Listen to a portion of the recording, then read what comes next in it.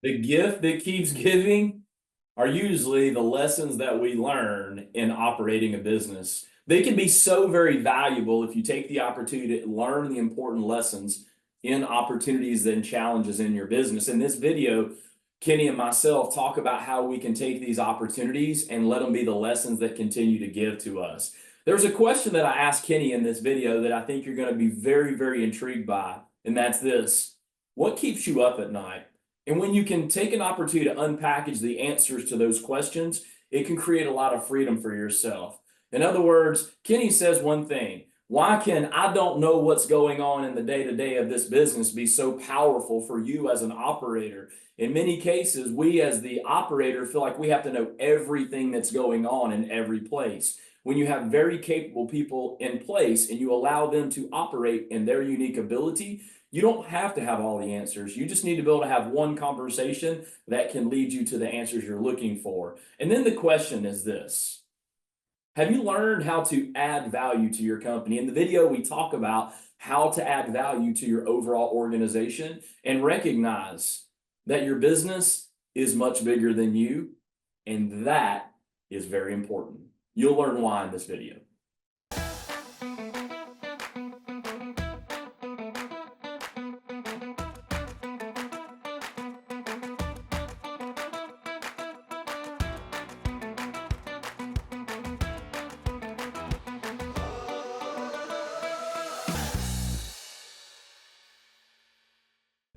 And it's funny, right? What you just said, that multi-generation, the fail rates on that happen. Yes.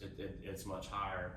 And I always ask the question, what lessons didn't get learned? Yes. Right? What lessons didn't get, because clearly there were some lessons that somebody didn't learn and translate those lessons back to the next generation, right? By the way, keep an eye on cash. By the way, like, these are important things that people just don't. I mean, I wouldn't speak this, but just had a client that had $100,000 embezzled by their accounting person. Yeah. And here was the thing, right? It's almost like they're a little embarrassed. Yes. Oh yeah. And what I'm going to say is, when you do operate a business that you delegate a lot, you got to have checks and balances in place. You can't just, Yep. I'm done. I'm not gonna, I'm not gonna manage Susie and Mark and Bob and Yes. Jose. Like, I'm not gonna manage these people anymore. And I think that's one of the fears of people not letting go, Yes. is the fear of, I won't know. Yes. Like, let me just ask you right now, like, how does that make you feel? Because I know you've let go of a lot here, like a lot of blue collar. Mm-hmm. People would ask me when I was an operator, what keeps you up at night? And I said, all the trucks on the road. Yeah. So if I asked you, well, if you have, what is a concern that you would have at blue collar, like, in its current state today? I know that's a deep question. We haven't talked about that, but I think it's interesting to see, like, because your actions will start to lean toward doing things to alleviate that. I don't operate in fear anymore, or I do my best not to.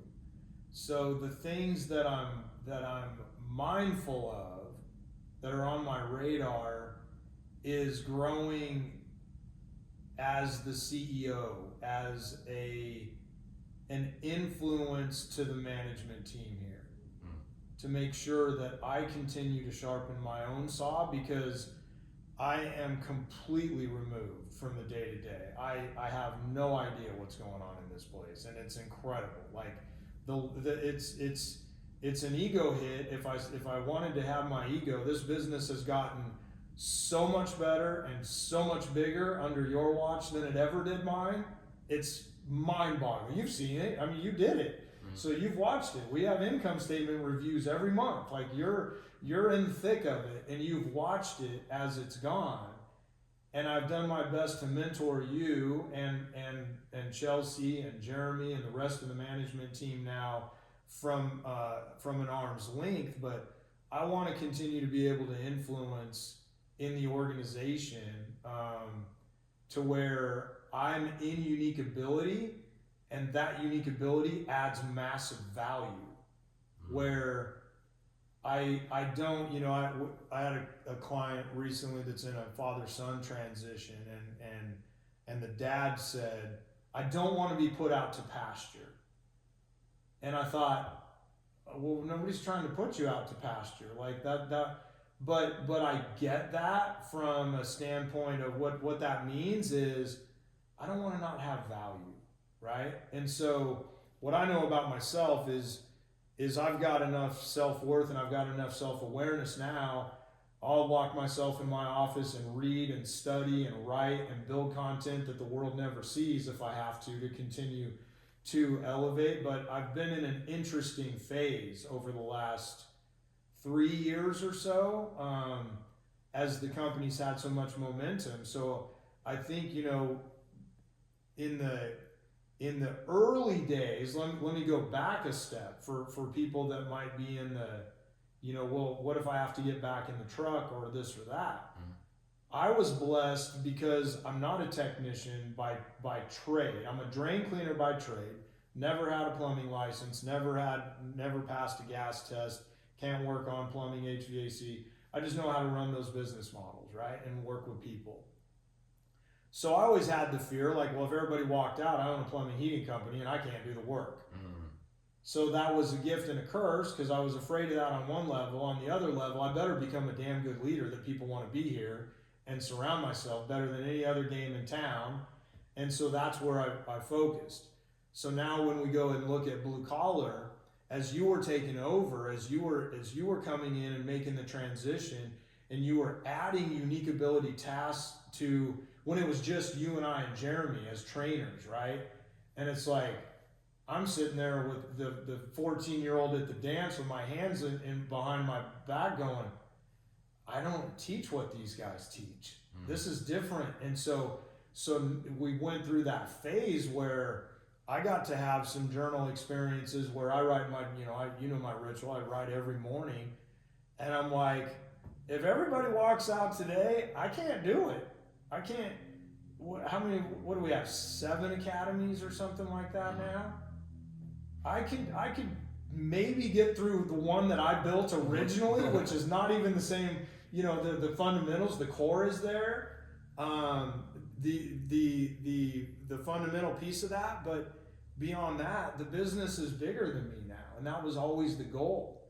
And so I can either come from scarcity and go, well, I better make sure I better learn how to teach, call by call management, or call by call clinic. I better make sure that I know how to train Office Champions Academy.